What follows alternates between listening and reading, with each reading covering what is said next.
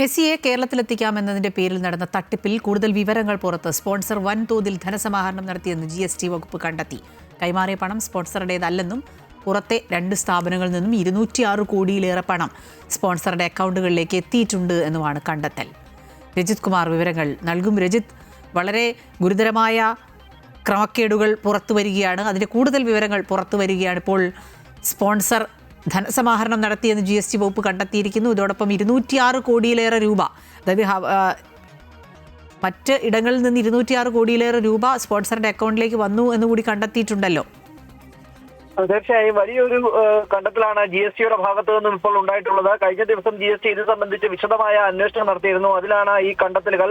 പ്രധാനമായും മെസ്സിയെ കേരളത്തിൽ എത്തിക്കാമെന്ന് പറഞ്ഞുകൊണ്ട് റിപ്പോർട്ടർ ബ്രോഡ്കാസ്റ്റിംഗ് കമ്പനിയാണ് സ്പോൺസറായി രംഗത്തെത്തിയത്. ആ കമ്പനിയുടെ സ്പോൺസറുടെ അക്കൗണ്ടിലേക്ക് മറ്റ് 2 സ്ഥാപനങ്ങളിൽ നിന്നാണ് ഇപ്പോൾ വലിയൊരു തുക എത്തിയതായി GST കണ്ടെത്തിയിരിക്കുന്നത്. ഏകദേശം 206 കോടിയിലേറെ രൂപ സ്പോൺസറുടെ അക്കൗണ്ടിലേക്ക് എത്തിയിട്ടുണ്ട് എന്നാണ് മനസ്സിലാക്കുന്നത്.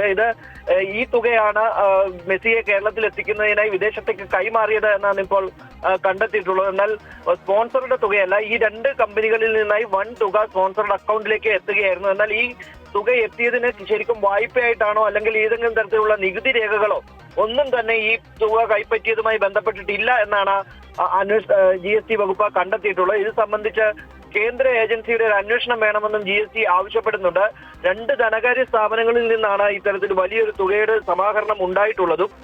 ഒപ്പം ഇത് ഫെമ ചട്ടങ്ങളുടെ ലംഘനം ഇക്കാര്യത്തിൽ ഉണ്ടായിട്ടുണ്ടോ എന്നത് സംബന്ധിച്ചുള്ള പരിശോധനയും നടത്തണമെന്ന് GST ആവശ്യപ്പെടുകയാണ്. കൂടുതൽ തുക ഇതിൽ നിന്ന് നമുക്ക് മനസ്സിലാക്കാൻ കഴിയുന്നത് കൂടുതൽ പേരുടെ കയ്യിൽ നിന്നും ഇനി തുകകൾ സമാഹരിച്ചിട്ടുണ്ടോ എന്നത് സംബന്ധിച്ചുള്ള പരിശോധനകൾ അടക്കം ഇനിയും പൂർത്തിയാക്കാനുണ്ട്. പ്രധാനപ്പെട്ട 2 അക്കൗണ്ടുകൾ, ആ 2 അക്കൗണ്ടുകൾ വന്നതാണ് ഇപ്പോൾ അന്വേഷണ സംഘത്തിന്റെ ശ്രദ്ധയിൽപ്പെടുകയും അവർ ഇത് സംബന്ധിച്ച് അന്വേഷണം നടത്തുകയും ചെയ്തത്.